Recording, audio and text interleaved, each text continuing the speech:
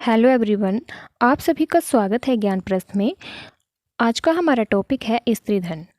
तो स्टार्ट करते हैं।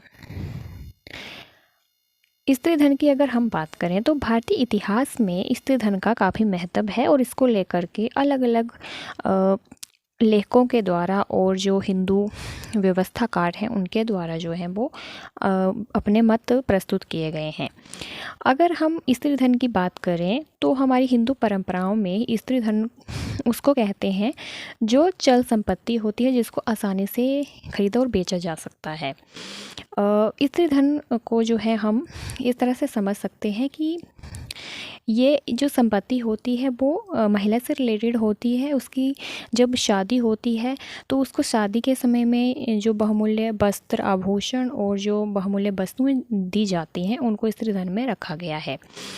इसके साथ ही जो है ये सब जो चीज़ें दी जाने लगी थी विवाह के समय, इसके लिए एक शब्द प्रयुक्त होता है जिसको स्त्री धन के नाम से जाना जाता है।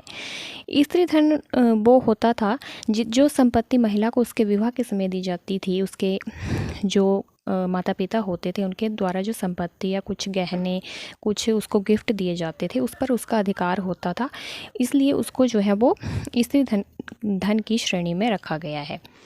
अगर हम बात करें स्त्री धन की उत्पत्ति की कि स्त्री धन का विकास कैसे होता है, तो इसको लेकर एक हिस्टोरियन हुए हैं अल्टेकर। उनका विचार है कि स्त्री धन का जो विकास है वो कन्या मूल्य या कन्या शुल्क से हुआ है, जो आसुर विवाह के अंतर्गत वर कन्या के पिता को प्रदान करता था।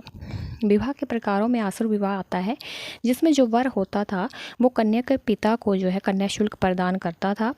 और अल्टेकर का विचार है कि इसी विवाह से जो है वो स्त्री धन की उत्पत्ति होती है, जो धन जो है वर कन्या के पिता को देता था। और जो है वो विवाह के समय जो पुत्री होती थी उनका जो पिता होता था वो उस धन को अपनी पुत्री को वापस कर देता था। और कभी कभी जो है उसका संपूर्ण भाग भी जो है उस धन का जो है वो वापस कर देता था, ताकि वे स्वतंत्र रूप से जो है वो उसका उपयोग कर सके। अपनी पुत्री के स्नेहवश जो है उसको वो जो धन होता था उसको वापस कर देता था।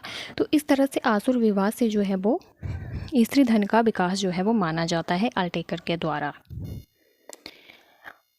अगर बात करें कि जब जो स्त्री धन होता था कन्या को जब विवाह के समय दे दिया जाता था, जो बहुमूल्य उपहार वगैरह होते थे, जब कन्या की अगर किसी कारणवश मृत्यु हो जाती थी, अगर उसकी कोई संतान नहीं होती थी, तो उस दशा में जो उसके घर वालों के द्वारा जो माता पिता के द्वारा जो उसको उपहार दिए गए होते थे वो उसके मायके में वापस आ जाते थे उसकी मृत्यु के बाद, अगर उसकी कोई संतान नहीं होती थी तो।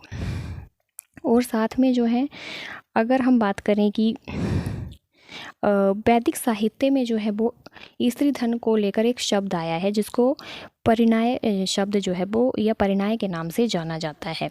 इसका मतलब होता है कि विवाह के समय जो है वो कन्या को कुछ उपहार दिए जाते थे जिसकी वे स्वयं स्वामिनी होती थी, उसका उस पर पूर्ण अधिकार होता था।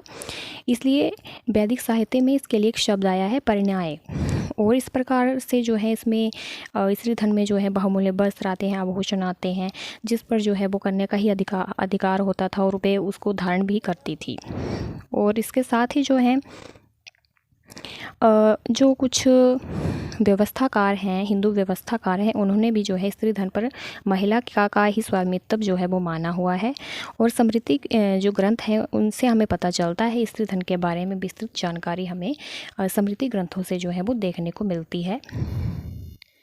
मनु ने जो है वो स्त्री धन के 6 प्रकार बताए हुए हैं, जिसमें है पिता के द्वारा प्रदान किए गए उपहार आते हैं, फिर आते हैं माता के द्वारा प्रदान किए गए उपहार हैं, भाई के द्वारा दिए गए उपहार हैं, पति के द्वारा दिए गए उपहार हैं, अन्य लोग जो होते थे रिश्तेदार जो होते थे उनके द्वारा जो उपहार दिए जाते थे उनको भी स्त्री धन की श्रेणी में रखा गया है। तो ये 6 प्रकार के स्त्री धनों का वर्णन जो है हमें मनुस्मृति में मिलता है, मनु के द्वारा किया गया है। अब बात आती है स्त्री धन पर अधिकार। जो कुछ स्मृतिकार हैं वो मानते हैं कि स्त्री धन जो होता है वो महिला का ही से ही रिलेटेड होता है और उस पर महिला का ही अधिकार मानते हैं। लेकिन जो है कुछ स्मृतिकार ऐसा भी मानते हैं कि जो संपत्ति होती थी उसमें जो है उसका पूर्ण अधिकार नहीं होता है, वे उसको आसानी से बेच नहीं सकती है। मनु के अनुसार पति की अनुमति के बिना जो पत्नी है वो उसको बेच नहीं सकती है। और ये जो संपत्ति होती थी इसके 2 प्रकार बताए गए हैं, जिसमें है सौदायिक और असौदायिक। पहला जो है जिसमें जो है वो पति द्वारा पत्नी को दिए गए उपहार आते हैं, जिसे पत्नी जो है वो अपने पास रखती है, उस पर उसका पूर्ण अधिकार होता है। और दूसरे में आता है आसुदायक में, जिसे आसुदायक श्रेणी में रखा जाता है। कुछ अन्य जो चीज़ें होती हैं जिन्हें वो आसानी से बेच नहीं सकती है, उसे आसुदायक की श्रेणी में रखा जाता है। तो इस तरह से जो है वो स्त्री धन को लेकर के बहुत से मत जो है वो प्रचलित हैं।